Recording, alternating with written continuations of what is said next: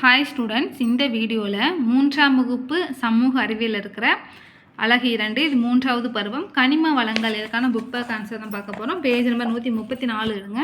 Page number 134 பாருங்கள், சரியான விடையை தேர்ந்தெடுக்க. ஃபஸ்ட்டு ஒன் வேர்டு, மின் கம்பிகளுக்குள் இருக்கும் உலோகம் டேஸ் ஆகும்.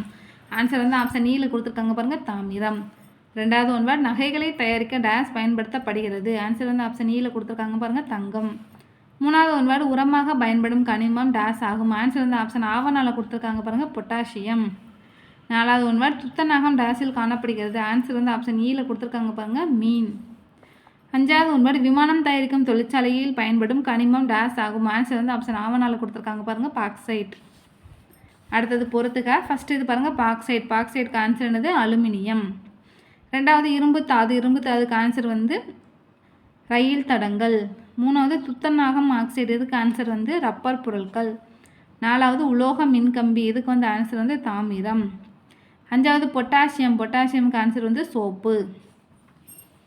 அடுத்தது பின்வரும் வினாக்களுக்கு விடையளிக்க. ஃபர்ஸ்ட் கொஸ்டின் பாருங்கள், பூமியில் காணப்படும் சில கனிமங்களின் பெயர்களை கூறுக. இதுக்கான ஆன்சர் மேலே எழுதிக்கோங்க.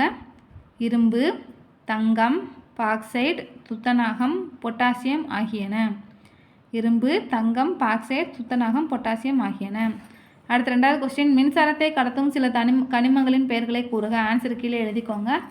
மின்சாரத்தை கடத்தும் கனிமங்கள்னு போட்டு தாமிரம், தங்கம்.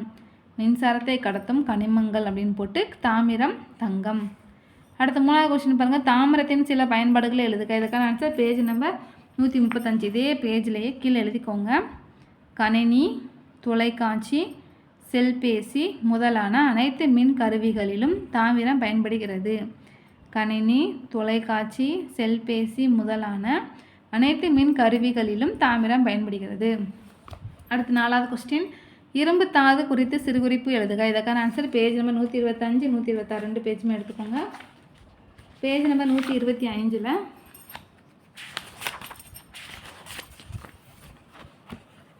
ஃபஸ்ட் பாயிண்ட் குறிச்சிக்கோங்க. இந்த 4 வரி கொடுத்துருக்காங்களா, ரெண்டாவது வரி பாருங்கள், இரும்பு தாது. அதுலேருந்து குறிக்க ஆரம்பிச்சு இரும்பு தாது. இது முக்கியமாக இரும்பு உற்பத்தி செய்ய பயன்படுகிறது. இதை வந்து ஃபஸ்ட் பாயிண்ட்டாக குறிச்சிக்கோங்க. அடுத்த செகண்ட் பாயிண்ட் வந்து அடுத்த பேஜ் எடுத்துக்கோங்க. அடுத்த பேஜில் வாகனங்கள், இயந்திரங்கள், அந்த 2 இதை மட்டும் எழுதிக்கோங்க. வாகனங்கள், இயந்திரங்கள் எழுதிட்டு கீழேருந்து ரெண்டாவது வரி பாருங்கள், போன்ற ஆயிரக்கணக்கான பொருட்களை தயாரிக்க இரும்பு பயன்படுகிறது. வாகனங்கள், இயந்திரங்கள் போன்ற ஆயிரக்கணக்கான பொருட்களை தயாரிக்க இரும்பு பயன்படுகிறது. இதை வந்து செகண்ட் பாயிண்ட்டாக எழுதிக்கோங்க. இதான் 4வது கொஸ்டினுக்கான ஆன்சர். அடுத்து 5வது கொஸ்டின், துத்தநாகம் இன்றியமையாத அருந்தனிமம் என்று ஏன் அழைக்கப்படுகிறது. இதற்கான ஆன்சர் பேஜ் நம்பர் 131 எடுத்துக்கோங்க. பேஜ் நம்பர் 131ல் துத்தநாகம் அதுலேருந்து குறிக்க ஆரம்பிச்சு 4வது வரி பாருங்கள், அவசியம்னு இருக்கா, அது வரைக்கும் வந்து குறிச்சிக்கோங்க. இதுதான் 5வது கொஸ்டினுக்கான ஆன்சர். இதோட லெசன் 2க்கான புக் பேக் ஆன்சர் பார்த்தாச்சு. அடுத்த வீடியோவில் அடுத்தது பார்க்கலாம். தேங்க்யூ.